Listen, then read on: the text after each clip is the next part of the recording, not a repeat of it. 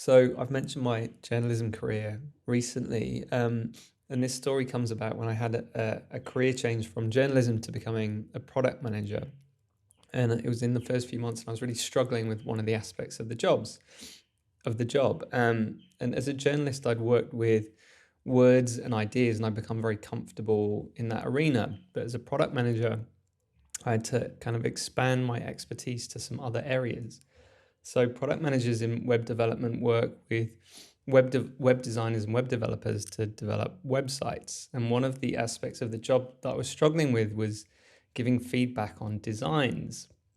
So what would happen is with my boss and one of the other stakeholders, we would gather behind a designer's computer and stroke our chins and thoughtfully offer feedback on these web page designs. And this is something that I really struggled with because I had a limiting belief that I wasn't qualified to talk about visual design because I'm colorblind. So this belief had embedded itself with me from an early age. So when I was 14, I was given the standard colorblind test where there are all these dots on a grid, and there's a number written in that grid. I don't know if you've done this test, in a shade of color. And if you can't read certain of the colors, you're called colorblind. And this doesn't mean that I only see in black and white, as almost all of my friends would say. It just means that I struggle to distinguish certain colors on the red-green spectrum. And for context, 1 in 12 men have this issue, but only 1 in 200 women. So get your women friends to help you decorate. But this didn't seem like too big a deal at the time because I was more into music than art. But the nurse did say that I would never be an astronaut, which as a Brit in the 90s, when there weren't any, didn't really make a difference.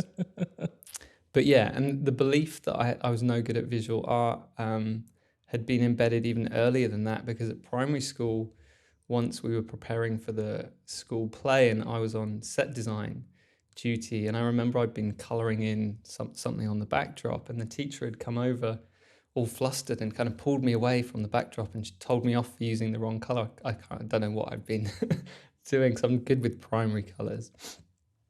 She said, you're not good at that, you should work on something else. So 30 years later, I'm standing behind this designer's desk, petrified to give any design feedback, because I'm like, oh no, I'm unqualified to do this. It's going to be exposed that I don't know the difference between a greeny red and a reddy green. But then I went on this NLP course, and one of the things we covered was limiting beliefs. And I'd realized that I'd let this one aspect of not being able to perceive subtle differences in shades of color on the red-green spectrum affect my whole belief in my ability to comment on everything visual. So with this knowledge, I went back into the design reviews with a much more accurate understanding of my capabilities. So shades of color play, a very small part in most web designs outside of the branding. And there were so many other things I could comfortably and confidently talk about, like the layout, the fonts, the size and shape of things, the imagery, the padding, the general functionality and user experience. And it was so freeing not to have this one small limitation affect this reasonably large aspect of my job. And, then I was giving so much feedback that the designers were like, no, get back in your box. But yeah, there's this famous quote from Henry Ford that says, whether you think you can or you think you can't, you're right. And, that's the whole crux of these limiting beliefs. You have a belief that limits your ability or willingness to play in a certain area. But what you find when you examine these things more closely is that they're often based on nothing more than fear or fear of failure. And if they are based in fact, like my colorblindness was, the impact is often a lot less than we think.